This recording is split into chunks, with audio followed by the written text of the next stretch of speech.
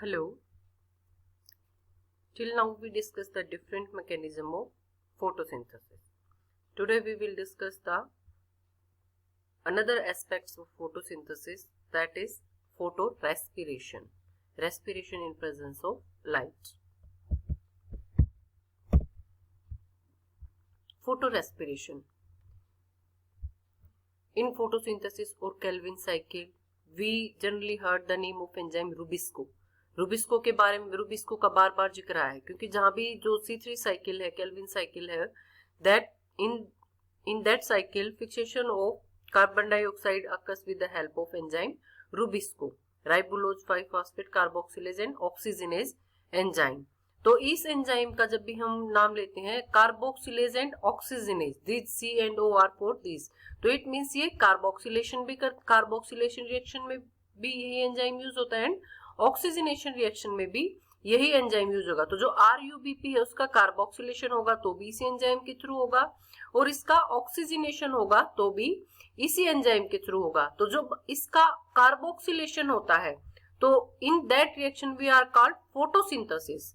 जब carbon dioxide का fixation करता है rubisco and these are called the photosynthesis. और जब ये कार्बन डाइऑक्साइड का फिक्सेशन करने की बजाय जब ऑक्सीजन के साथ अटैच हो जाता है और ऑक्सीजन को यूज करता है एट दैट टाइम, क्योंकि रेस्पिरेशन में क्या होता है ऑक्सीजन को लेते हैं, तो इसमें भी क्या है लाइट की प्रेजेंस में यहाँ पे ऑक्सीजनेशन होता है RUBP का, ऑक्सीजन को ये एक्सेप्ट करता है as compare to the CO2. That's why this is called respiration and in presence of light this is occur, that's why it is called photo respiration process. तो ये क्या है, फोटो रेस्पिरेशन की process होती है जब ये एंजाइम कार्बोक्सिलेशन की बजाय ऑक्सीजनेशन करता है. तो oxygenation is the primary reaction in the process known as photo respiration. तो ऑक्सीजनेशन ही मेन फोकस है उस रिएक्शन का. में क्या होता है, जो फोटोसिंथेसिस और जो फोटो रेस्पिरेशन है वो कॉम्पिटिटिव रिएक्शन है एक दूसरे के, दोनों ही. मीन्स अगर फोटोसिंथेसिस का रेट ज्यादा होगा तो फोटो रेस्पिरेशन का रेट कम हो जाएगा, अगर फोटो रेस्पिरेशन का रेट इंक्रीज होता है तो फोटोसिंथेसिस का रेट डिक्रीज हो जाएगा. तो ये दोनों रिएक्शन जो है एक दूसरे के अपोजिट है. क्योंकि दोनों अपोजिट किस लिए है, क्योंकि इनमें जो दोनों में एंजाइम यूज हो रहा है वो सेम एंजाइम यूज हो रहा है और इसी के अंदर इसी एंजाइम के पास बाइंडिंग साइट है CO2 के लिए भी और ऑक्सीजन के लिए भी. तो ऑक्सीजन और CO2 सेम बाइंडिंग साइट के लिए कॉम्पीट करते हैं इसी एंजाइम के लिए. सो इसी एक में फोटोसिंथेसिस में CO2 यूज हो रहा है और फोटो रेस्पिरेशन में ऑक्सीजन. तो इसी वजह से ये दोनों जो रिएक्शन है वो कॉम्पिटिटिव है एक दूसरे के. CO2 और ऑक्सीजन क्यों, क्योंकि जो CO2 और ऑक्सीजन इनमें इन्वॉल्व है वो कम्पीट करते हैं इस एंजाइम के लिए, सेम बाइंडिंग साइट्स हैं दोनों के लिए. तो अगर किसी भी नॉर्मली जब कंडीशन प्रेजेंट होती है, सपोज इसको करो हम लैब कंडीशन में करते हैं, तो अगर एक टेस्ट ट्यूब में हम सेम कंसंट्रेशन CO2 की लेते हैं और सेम कंसंट्रेशन ऑक्सीजन की लेते हैं, तो उस टाइम पे क्या करेंगे, कोई भी एंजियोस्पर्मिक प्लांट भी हम उस ट्यूब में लेते हैं, तो वो जो एंजियोस्पर्मिक प्लांट होगा वो CO2 को 80 टाइम्स फास्टर, मींस जो CO2 की जो CO2 के साइड जो इसकी एफिनिटी है रूबिस्को एंजाइम की वो 80 गुना ज्यादा है जो कि ऑक्सीजन के साथ है एट द सेम कंसंट्रेशन. अगर इक्वल कंसंट्रेशन प्रेजेंट है तो इसकी जो एफिनिटी है CO2 की जो एफिनिटी है वो 80 गुना ज्यादा है रूबिस्को की एफिनिटी CO2 के लिए. तो इसके लिए एफिनिटी ज्यादा है तो क्या होगा, फोटोसिंथेसिस की रिएक्शन होगी फास्टर देन दे ऑक्सीजनेट, जो कि फोटो रेस्पिरेशन बिल्कुल इनहिबिट हो जाएगा क्योंकि कंसंट्रेशन. बट हमारा जो एनवायरमेंट है, ये तो बात कर रहे थे हम जब दोनों की कंसंट्रेशन बराबर है, जो हम in vitro condition test tube conditions में कर रहे हैं. बट हमारा जो एनवायरमेंट है उसमें क्या है, CO2 की कंसंट्रेशन बहुत कम है 0.03%, जबकि O2 की कंसंट्रेशन 21% है, इससे बहुत ज्यादा है. तो उस टाइम जो ये एफिनिटी है वो रूबिस्को की ये एफिनिटी भी कम पड़ जाती है. कब, जब नॉर्मल कंडीशंस होती हैं, ऑप्टिमम कंडीशन जैसे 25 डिग्री सेल्सियस टेम्परेचर है, तो उस टाइम पे जो CO2 और O2 का रेशियो है इस कंसंट्रेशन पे कार्बोक्सिलेशन होगा.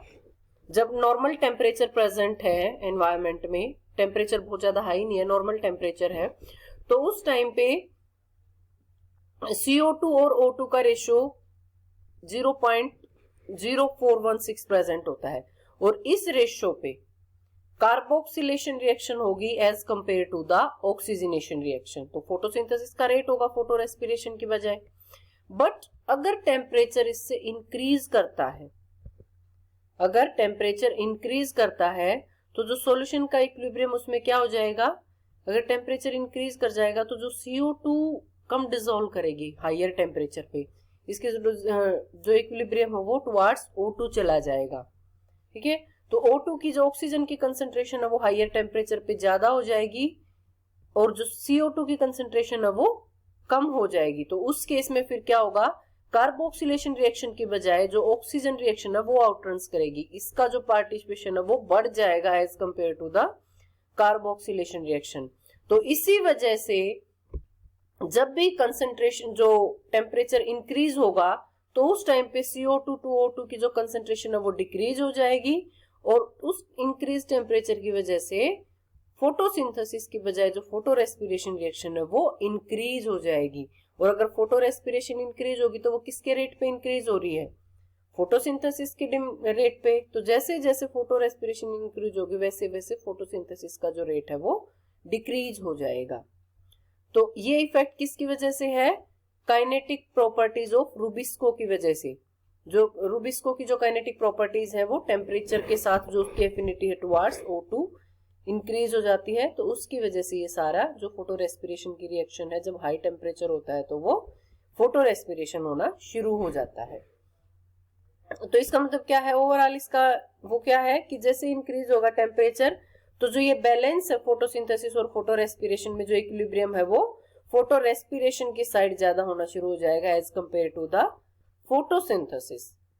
अब जो लॉस हुआ है फोटोसिंथेसिस का फोटो रेस्पिरेशन की जो केल्विन साइकिल की बजाय जो इसमें चला गया है ऑक्सीडेटिव फोटोसिंथेटिक साइकिल में, जो कार्बन चले गए, क्योंकि इसमें क्या होता है CO2 का लॉस होता है फोटो रेस्पिरेशन में, तो उस सब को जो वो कार्बन वहां पे चले गए हैं फोटो रेस्पिरेशन में, उन सब को स्क्वेंच करके उन सब को वापिस लेके आते हैं, फिर एक साइकिल के थ्रू वापिस लाके केल्विन साइकिल में यूज होते हैं। और उस साइकिल को जिसके थ्रू जो फोटो रेस्पिरेशन में गए हैं, ऑक्सीजनेशन रिएक्शन में गए हैं कार्बन और वो वापिस आते हैं केल्विन साइकिल में, उसको बोलते हैं C2 साइकिल या C2 ऑक्सीडेटिव फोटोसिंथेटिक साइकिल, जो कि उन कार्बन को स्क्वेंच करके वापस लाती है जो कि लॉस्ट हुए हैं फोटो रेस्पिरेशन में।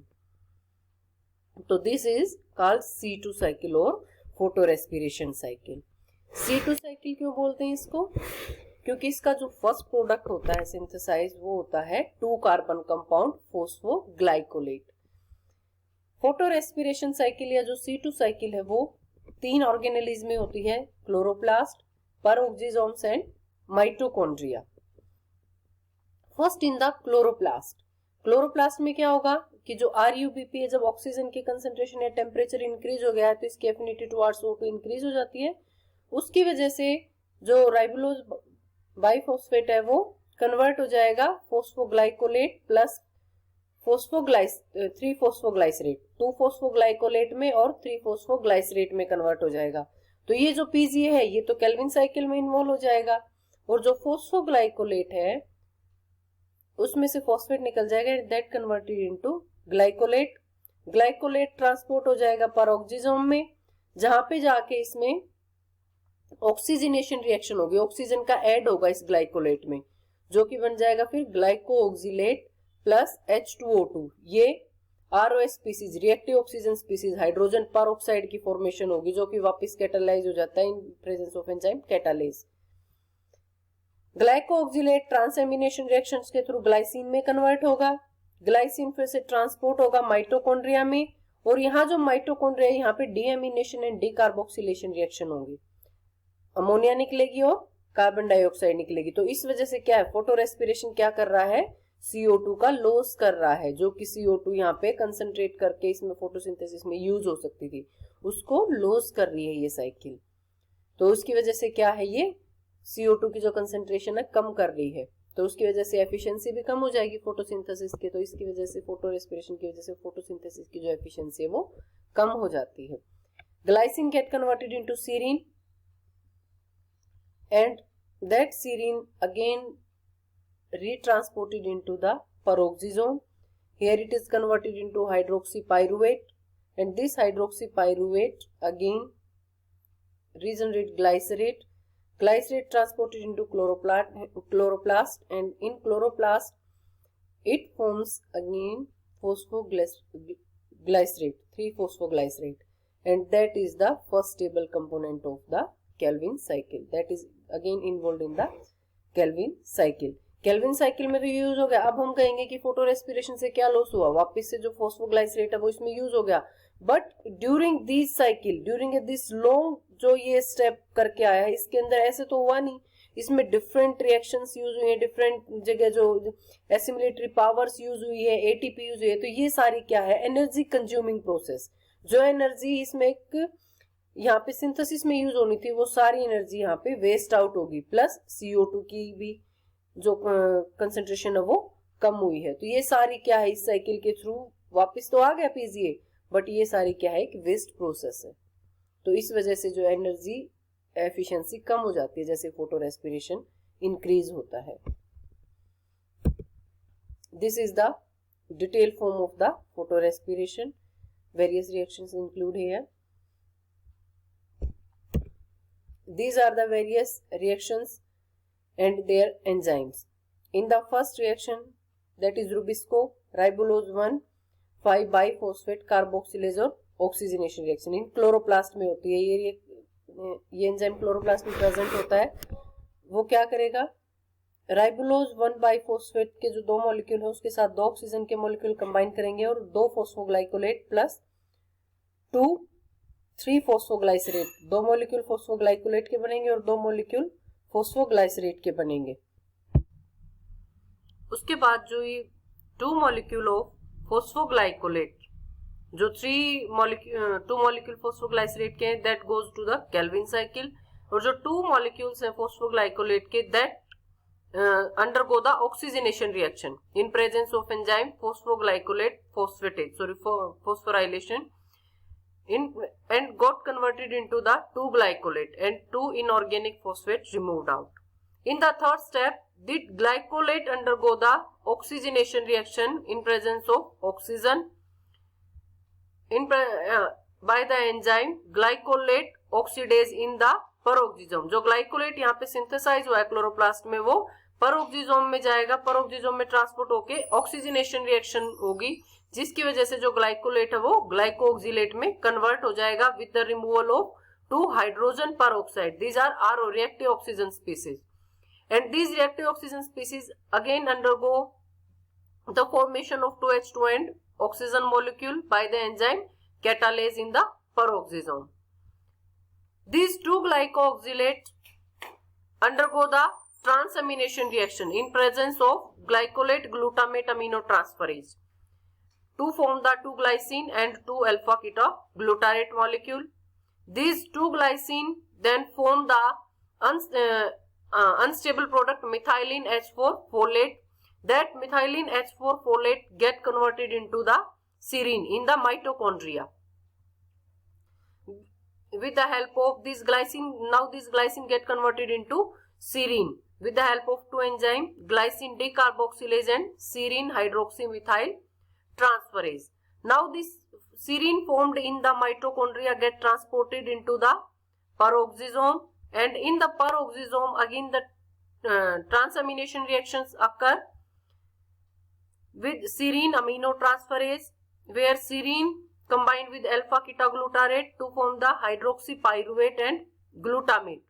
That hydroxypyruvate again reduced to the glycerate with the help of, by using assimilatory power, NADH. This glycerate